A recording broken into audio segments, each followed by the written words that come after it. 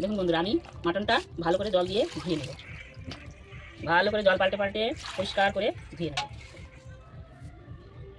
মাংসটা মাটনটা ভালো করে ধুয়ে নেব। নমস্কার বন্ধুরা, নীলিমা রান্নাঘরে হবে মাটন কারি। এই যে মাটন আমি ধুয়ে নিয়ে এসেছি। মাটনটা ভালো করে পরিষ্কার করে আমি ধুয়ে নিয়ে এসেছি। এবার আমি এর মধ্যে কিছু মশলা অ্যাড করবো, ম্যারিনেশন করব।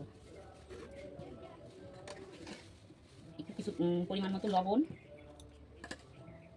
হলুদ আর তেল দিয়ে আমি আর একটু লেবু দিয়ে আমি মাটনটাকে ম্যারিনেশন করে রাখবো।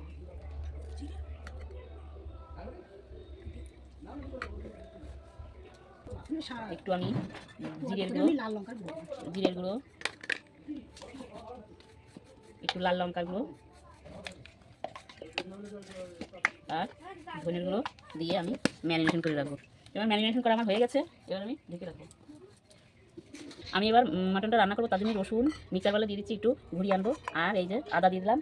এবার টমেটোগুলো দিয়ে দিলাম আর কটা পেঁয়াজ দিয়ে দিলাম আর কাঁচা লঙ্কা দিয়ে দেবো। দিয়ে এগুলো দিয়ে আমি পেস্ট করে নিয়ে আসবো। দেখুন বন্ধুরা, আমার কড়াইটা গরম হয়ে গেছে। এবার আমি তেল দিয়ে দিলাম। তেলটা গরম হয়ে গেলে আমি আলুগুলো ভেজে নেব। এর মধ্যে আমি তেলের মধ্যে আমি একটু লবণ দিয়ে দেবো, যাতে কড়ার গায়ে না লেগে যায়, কোনো কিছু গায়ে রান্না করবো। এবার আমি আলুগুলো দিয়ে দেবো, আলুগুলো ভেজে নেব। বন্ধুরা, আলুগুলো সব দিয়ে দিলাম, দিয়ে ভালো করে ভেজে নেব। আলুর মধ্যে একটুখানি স্লাইড হলুদ দিয়ে, যাতে কালার হয় একটু হলুদ দিয়ে, তার জন্য আমি আলুর মধ্যে একটু হলুদ দিয়ে দিলাম। আলুগুলো ভালো করে ভেজে নেব। আমার আলুগুলো ভাজা হয়ে গেছে, আমি এবার আলুগুলো তুলে নেব। দেখুন বন্ধুরা, কত সুন্দর লাল লাল ভাজা হয়েছে আলুগুলো।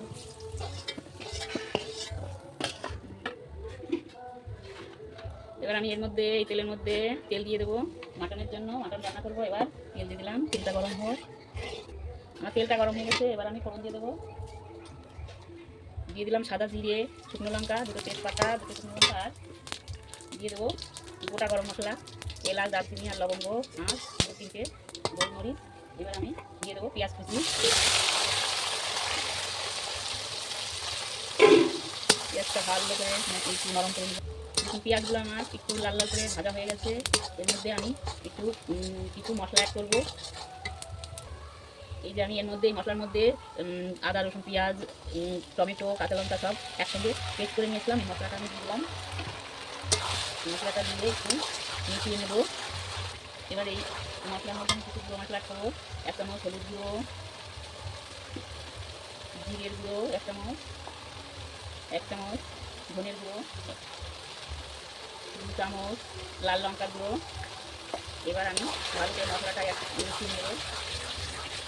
দেখুন বন্ধুরা, মশলা থেকে তেল ছেড়ে গেছে। এবার আমি ম্যারিনেশন করা এই মাটনটা দিয়ে দেবো এই মশলার মধ্যে। এবার ভালো করে আমি মিশিয়ে মাটনটা ভালো করে কষিয়ে নেব।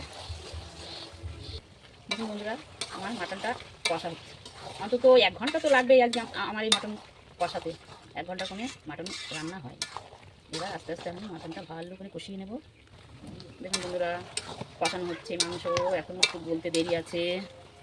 দেখুন বন্ধুরা, আমি জল দিয়ে দিয়েছি। জলটা দেওয়া দেখাতে পারলাম না, ভুলে গেছি। জল দিয়ে দিয়েছি। এবার আমি মাটনটা গলে গেছে। আমি এবার জল দিয়ে এবার ভালো করে ফুটিয়ে নেব। দেখুন বন্ধুরা, আমার মাটনটা হয়ে গেছে, মাটন কারিটা। এবার আমি এর মধ্যে গরম মশলা, 1/2 চামচ গরম মশলা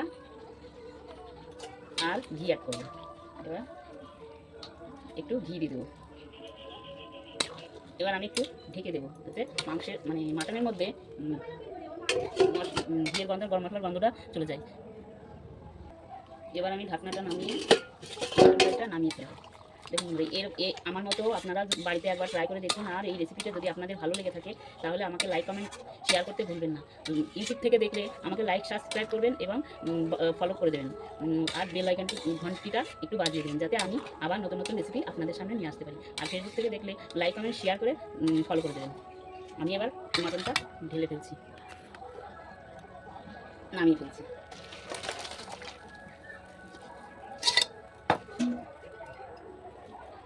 নামিয়ে ফেললাম।